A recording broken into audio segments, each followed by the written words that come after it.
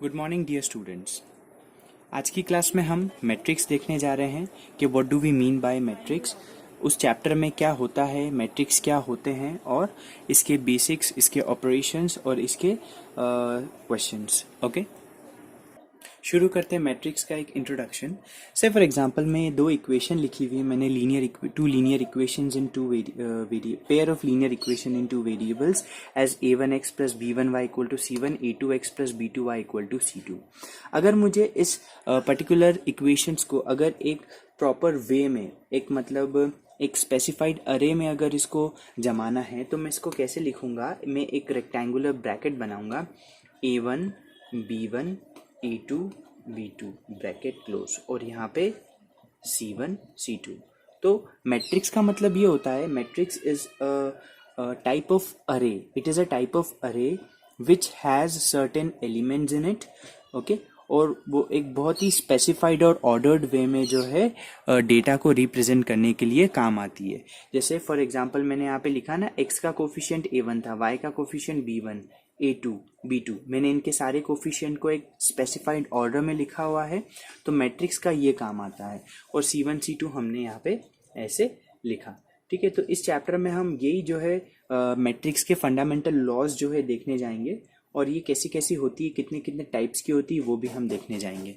ठीक है, अब मैं स्टार्ट करता हूँ ऑर्डर ऑफ मैट्रिक्स का मतलब क्या होता है। What do you mean by order of matrix. Her matrix का अपना एक ऑर्डर होता है। अब ऑर्डर का मतलब क्या होता है कि ऑर्डर कैसे देखा जाता है। ऑर्डर का मतलब होता है जैसे आपको उसके पहले हम समझते हैं कि रो और कॉलम मतलब क्या होता है। जैसे फॉर एग्जांपल मैंने ये मैट्रिक्स लिया है, तो इसमें रो जो होती है वो इस तरीके से काम करती है। मतलब इसमें अगर मैं आपसे पूछूं इसमें कितनी रोज है, तो आप क्या बोलोगे कि इसमें जो रोज है वो 2 है, और इसमें कॉलम्स जो है वो कितने हैं, इतने। तो कॉलम्स भी कितने हो गए, 2 हो गए। अगर मैं इसमें पूछूं कि इसमें कितनी रोज है, तो आपका आंसर क्या होना चाहिए, 2, और कॉलम कितनी है इसमें, 1, तो इसमें 1। तो ऑर्डर हमेशा जो है किस फॉर्म में लिखा जाता है, रो क्रॉस कॉलम के फॉर्म में लिखा जाता है। इसको क्रॉस भी पढ़ सकते हो, इनटू भी पढ़ सकते हो। अगर मैं इसका ऑर्डर पूछूं तो रो 2 है, कॉलम 2 है, तो इसका ऑर्डर क्या हो जाएगा, 2 क्रॉस 2। अगर मैं इस मैट्रिक्स का अगर आपसे ऑर्डर पूछूं तो इसका ऑर्डर क्या हो जाएगा, 2 क्रॉस 1। अगर आप इसको इनटू करेंगे, 2 2 से कितना होता है 4, तो आपको टोटल नंबर ऑफ एलिमेंट्स पता चलेंगे आपके मैट्रिक्स में। 2 1 जा कितना होता है 2, तो आपको टोटल नंबर ऑफ एलिमेंट्स पता चलेंगे। तो ऐसे जो है क्या निकाला जाता है, ऑर्डर निकाला जाता है। चलिए थोड़े से एग्जांपल्स डिस्कस कर लेते हैं, तो हमारा ऑर्डर ऑफ मैट्रिक्स क्लियर हो जाएगा। जैसे कि मैंने बताया कि एक ऑर्डर जो है आर क्रॉस सी में लिखाता है, और आपको जो है इस सफिक्स में लिखना है, मतलब इसके नीचे लिखना है। तो इसमें कितनी रोज है, 1 2 3, तो यहाँ पे मैंने लिखा 3 क्रॉस। इसमें कितनी कॉलम्स है, 3 कॉलम्स है, तो 3 क्रॉस 3 इसका ऑर्डर हो जाएगा। इसका ऑर्डर कैसे आप चेक करोगे, देखो 1 क्रॉस 1 2 3, तो इसका ऑर्डर क्या हो जाएगा, 1 क्रॉस 3। इसका ऑर्डर क्या हो जाएगा, 1 2 3, 3 रो है और 1 कॉलम है, तो 1। ठीक है, इसमें कितना हो जाएगा, 2 रो है और 4 जो है कॉलम है, तो 2 क्रॉस 4। ऐसे ऑर्डर निकाला जाता है। ओके, चलिए नेक्स्ट टॉपिक पे आते हैं, टाइप्स ऑफ मैट्रिक्स पे। देखो टाइप्स ऑफ मैट्रिक्स जनरली ये है कि जैसा नाम वैसा उसका शेप। जैसे रो मैट्रिक्स बोला है, तो रो मैट्रिक्स मतलब ऐसी मैट्रिक्स जिसमें सिर्फ रो ही दिखे आपको। तो देखो यहाँ पे आप देख सकते हो कि एक ऐसी मैट्रिक्स है जो सिर्फ रो में रिप्रेजेंट कर रही है, तो ये क्या हो गई, रो मैट्रिक्स। कॉलम मैट्रिक्स का मतलब ये है कि जिसमें आपको मेनली जो है कॉलम दिख रहा है। तो देखो ये कैसी मैट्रिक्स है जिसमें आपको सिर्फ कॉलम दिख रहा है, तो ये कॉलम टाइप से जो है मैट्रिक्स हो जाएगी। जिसमें 1 कॉलम हो, इसमें 1 रो हो, तो रो मैट्रिक्स। इसमें 1 कॉलम है तो 1 कॉलम मैट्रिक्स। जीरो और नल मैट्रिक्स, इसका मतलब ये होता है कि ऐसी मैट्रिक्स जिसमें सारे एलिमेंट्स क्या हो जाए, जीरो हो जाए, तो वो क्या हो जाएगी, जीरो मैट्रिक्स हो जाएगी। ठीक है, रेक्टेंगुलर मैट्रिक्स जो है कैसी, रेक्टेंगुलर मतलब रेक्टेंगल मतलब कैसा होता है कि जिसमें आपको पता है क्या शेप होता है रेक्टेंगल का। तो अगर ये ऐसा है तो ये क्या हो जाएगा, हॉरिजॉन्टल मैट्रिक्स, और अगर ऐसा है तो ये क्या हो जाएगा, वर्टिकल मैट्रिक्स। तो रेक्टेंगुलर मैट्रिक्स में 2 आप सब पार्ट्स में डिवाइड कर सकते हैं। एक हॉरिजॉन्टल मतलब ऐसे अगर खड़ा हुआ है ये रेक्टेंगुलर मैट्रिक्स, तो आप उसको हॉरिजॉन्टल बोल लो, और अगर ये ऐसे बैठा हुआ है तो इसको वर्टिकल मैट्रिक्स बोलेंगे।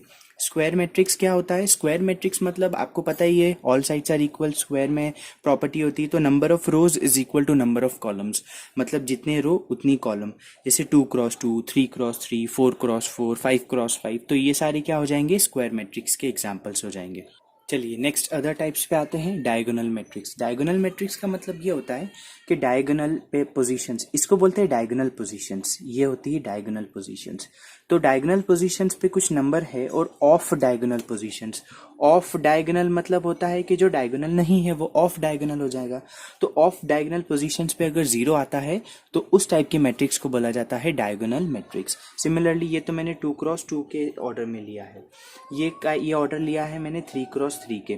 तो आप देख सकते हैं डायगोनल मैट्रिक्स पे आपको क्या दिख रहा है? एलिमेंट्स दिख रहे हैं, और बाकी ऑफ डायगोनल पोजीशंस पे आपको क्या दिख रहा है? 0 दिख रहा है। ठीक है, तो ये होता है डायगोनल। एक बात आपको ध्यान रखना है, डायगोनल मैट्रिक्स जो है सिर्फ स्क्वायर मैट्रिक्स में ही लिखाता है, मतलब ये आप 2x2, 3x3 में लिख सकते हैं, इसको आप अदर ऑर्डर में जो है नहीं लिखते हैं।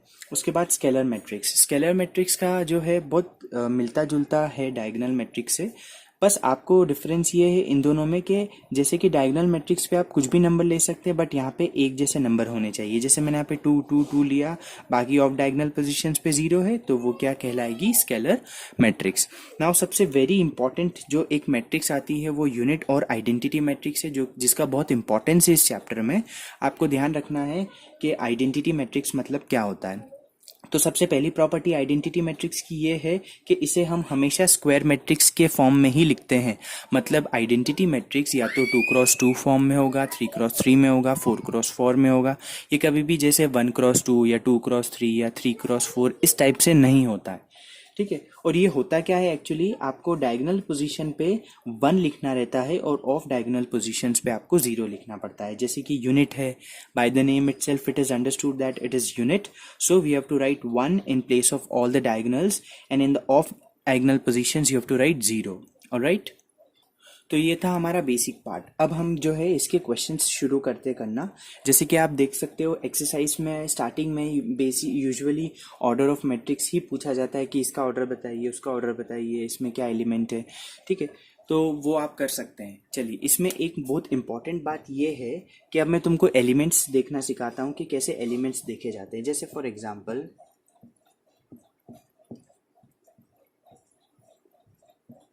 ये एक मैट्रिक्स लिखी मैंने, ठीक है।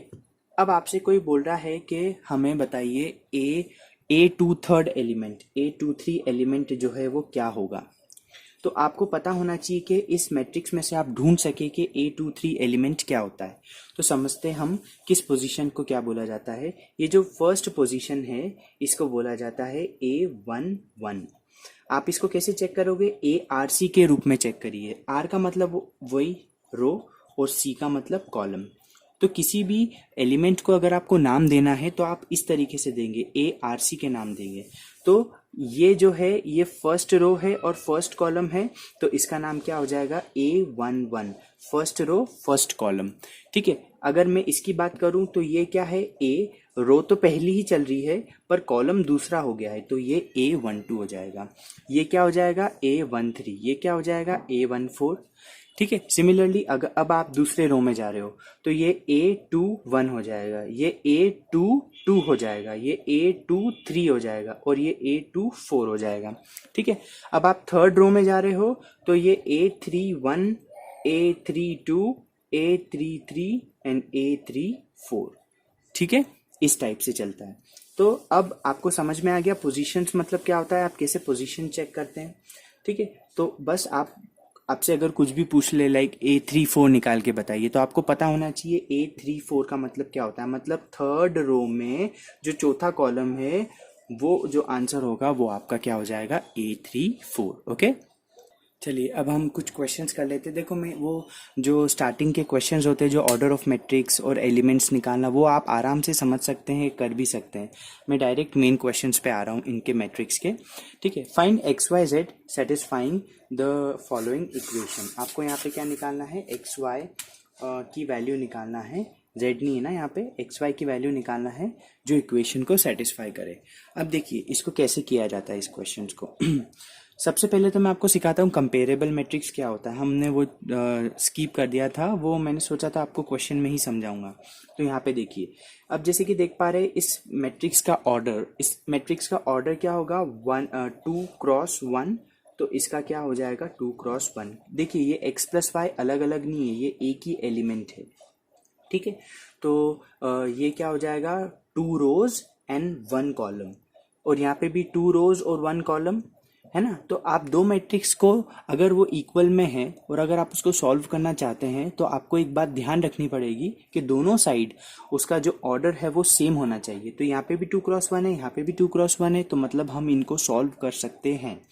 अब कैसे सॉल्व करेंगे कि जो पहला टर्म इसका है हम उसको इक्वल कर रखेंगे इससे, और जो दूसरा टर्म इसका है उसको इक्वल रखेंगे इससे, ठीक है। जैसे for example x y z a है और यहाँ पे है 1 2 3 4 है ना। इसका ऑर्डर है 2 × 2, इसका ऑर्डर है 2 × 2। ये दोनों कंपेरेबल हो सकती है because they both are of same order. So from here हम क्या बोलेंगे कि x की वैल्यू 1 हो जाएगी, y की वैल्यू 2 हो जाएगी, z की वैल्यू 3 हो जाएगी एंड a की वैल्यू हो जाएगी 4। तो वही हम यहाँ पे भी करने वाले हैं, ठीक है।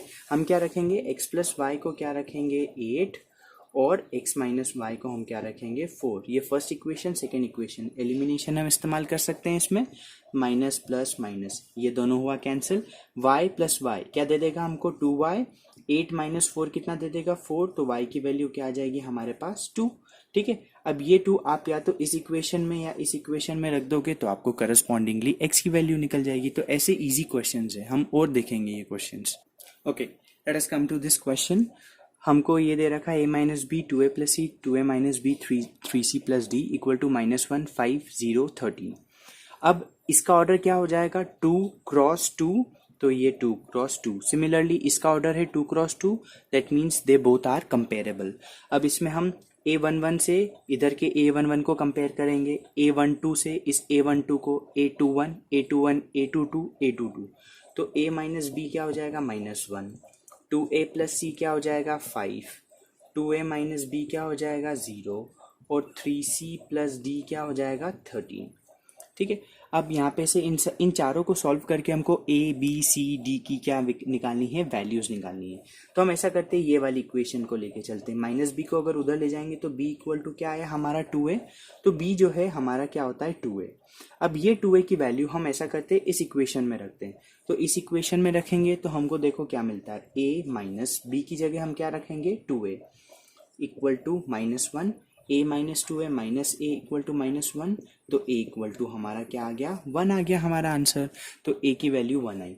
अब यहाँ पे a की जगह 1 रखेंगे तो हमको आंसर क्या मिलेगा 2, तो b की वैल्यू क्या आ गई 2। सिमिलरली आप इस इक्वेशन में a की जगह वैल्यू रखोगे जो कि 1 है तो आपको c मिल जाएगा, और c की वैल्यू इस इक्वेशन में रख दोगे तो आपको d मिल जाएगा। तो ये क्वेश्चन आप सभी को करना है, ठीक है। अब सिमिलरली एक और टाइप का क्वेश्चन है वो कर लेते हैं। ओके, ये एक टाइप का क्वेश्चन है जिसमें आपको क्या मैट्रिक्स को जो है बिल्डअप करना है। फॉर्म अ मैट्रिक्स A, आपको एक मैट्रिक्स बनाना है A जिसका ऑर्डर 2 × 3 होना चाहिए। तो 2 × 3 मतलब 6 एलिमेंट्स हमको फिल करने हैं, ठीक है। Whose elements are given by, और जो एलिमेंट्स आपको फिल करना है वो कुछ इस ट्रेंड के, इस पैटर्न के। तो ये पहले तो A मैट्रिक्स = A मैट्रिक्स बनाना है हमको 2 × 3 का। तो 2 × 3 मतलब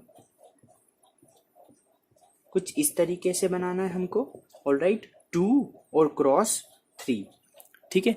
अब यहाँ पे मैंने आपको बताया था ये 1 1 पोजीशन होती है, ये 1 2 पोजीशन, ये 1 3, ये 2 1 2 2 2 3, ये इस टाइप से हमारे पास पोजीशंस होती है। अब मैंने आपको ये भी बताया था कि ARC के फॉर्म में हम लिखते हैं, जहाँ पे R जो रहता है वो क्या होता है रो और C क्या होता है कॉलम। और इसको आप एक और तरीके से डिनोट कर सकते हैं AIJ, ठीक है, जहाँ पे I का मतलब होता है रो और J का मतलब होता है कॉलम। अब आपका जो पैटर्न है वो I - J के हिसाब से आपको चलना पड़ेगा। इसका मतलब अगर मैं 1 1 की बात कर रहा हूँ तो I की वैल्यू 1 हो जाएगी और J की वैल्यू 1 हो जाएगी, क्योंकि रो 1 और कॉलम 1। तो I = 1, J = 1। तो अगर आप इस इक्वेशन में रखोगे तो A11 = 1 - 1, आपको आंसर क्या मिला 0। तो आपका फर्स्ट एलिमेंट आपने क्या फिल करा यहाँ पे 0। अब सिमिलरली आप 1 2, तो मतलब i की पोजीशन 1 है और j की पोजीशन 2 है, तो आपको i 1 2 क्या मिलेगा, 1 माइनस 2 माइनस 1, तो ये पोजीशन पे क्या आ गया, -1। अब 1 3 देखेंगे तो आपको क्या मिलेगा, i equal to 1, j equal to 3, तो a 1 3, 1 माइनस 3 कितना होता है, -2, तो ये हो गया -2। सिमिलरली 2 माइनस 1 आपको क्या दे देगा यहाँ पे, 1। 2 माइनस 2 आपको क्या दे देगा, 0। एंड 2 माइनस 3 आपको क्या दे देगा, -1। ये हमने बिल्डअप कर लिया मैट्रिक्स ऑफ ऑर्डर 2x3, और जो पैटर्न था हमारा वो i माइनस जे था। अब जैसे फॉर एग्जांपल आपके पास पैटर्न आ जाता है A I J is equal to I into J. I into J मतलब आपको रो को जो है, रो का जो पोजीशन है वो कॉलम के पोजीशन से इंटू करना है। तो ये मैट्रिक्स कैसा हो जाएगा, अच्छा हमारे पास 1 2 3 4 5 6, तो ये 1 1 पोजीशन है, तो 1 इंटू 1 क्या हो जाएगा, 1, 1 इंटू 2 क्या हो जाएगा, 2, ठीक है, और 1 इंटू 3 क्या हो जाएगा, 3, और यहाँ पे 2 1 होता है, तो 2 इंटू 1 क्या हो जाएगा, 2, 2 ये 2 2 पोजीशन है, तो 2 इंटू 2 क्या हो जाएगा, 4, और 2 इंटू 3 ये पोजीशन क्या हो जाएगा, 6। ऐसे आप जो है मैट्रिक्स बनाएंगे। तो मैं क्वेश्चंस शेयर कर दूंगा, वो सारे क्वेश्चंस आपको करना है, फिर उसके बाद हम ऑपरेशन ऑन मैट्रिक्स देखेंगे। Okay, till that thank you so much.